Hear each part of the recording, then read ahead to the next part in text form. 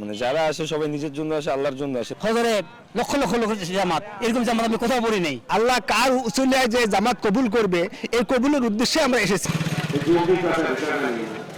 রংপুর মহানগরীর আমাশো কুকুরুল এলাকায় আজ 11 ডিসেম্বর থেকে শুরু হয়েছে রংপুর বিভাগীয় ইজতেমা 2025। বিভাগের 8 জেলার পাশাপাশি চলমান এই ইজতেমায় অংশগ্রহণ করেছে পৃথিবীর নানান দেশ থেকে আসা প্রায় 5 শতাধিক মুসল্লি।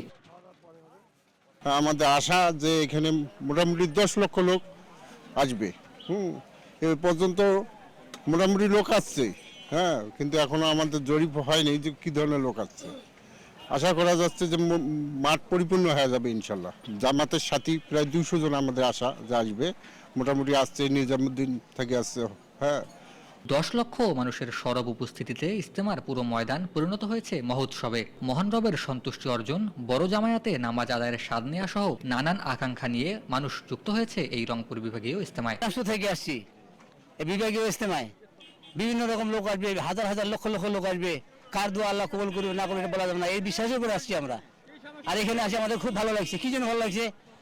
হজরে লক্ষ লক্ষ লোক জামাত, এরকম জামাত আমি কোথাও পড়ি নেই। এখানে আসি যদি আল্লাহ কবুল করে, তাহলে আমার জন্য কালে হাতে নাজাতের দড়ি হয়ে যেতে পারে। কুড়িগ্রাম জেলার উলিপুর থানা থেকে এসেছি। এই ইজতেমাটা রংপুর বিভাগের সবচেয়ে বড় একটা, আর এখানে বিভিন্ন জায়গা থেকে মানুষ সমাগম হয়েছে, বিভিন্ন শ্রেণীর মানুষ এসেছে, যাতে এই জামাতটা আল্লাহ তাআলা কবুল করেন। বিভিন্ন স্তরের মানুষ এসেছেন, এই উদ্দেশ্যে আমরা এসেছি। আল্লাহ কার উসিলায় যে জামাত কবুল করবে, এই কবুলের উদ্দেশ্যে আমরা এসেছি। আমরা যেন আল্লাহ তাআলার কাছে কবুল হিসাবে আমরা এখান থেকে ফিরে যাইতে পারি। জামাতে রংপুর বিভাগের জামাত এসে খুব ভালো লাগলো। হাজার হাজার লক্ষ লক্ষ লোক, যেন আরো এরকম আগামীতে যদি ভালো হয়, আমাকেও ভালো লাগলো আসে। আর মুরব্বীরা বলতে আপনার বিভিন্ন দেশে জামাত আছে, যেমন আরব থেকে জামাত আসছে, নিজামুদ্দিন থেকে জামাত আসছে। নিজামুদ্দিন একটা দ্বিতীয় সালের জামাত আমাদের রংপুরে বর্তমানে চলতেছে। আর নিজামুদ্দিন থেকে জামাত আসতেছে, কাকরাইল থেকে অনেক মুরব্বী, মুফতি, মাওলানারা আসছে।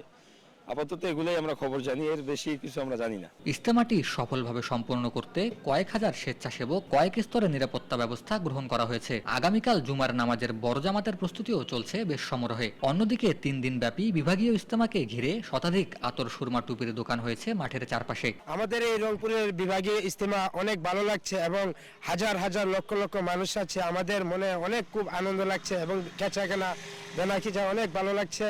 আমরা ব্যস্ত আছি, কাস্টমারও অনেক ভালো লাগছে কেনাকাটা, এবং বিভিন্ন রকমের আইটেম দোকানদার অনেক আছে ঢাকার থেকে, সবাই মনে ভালো লাগতেছে বেচা কিনা কইরা।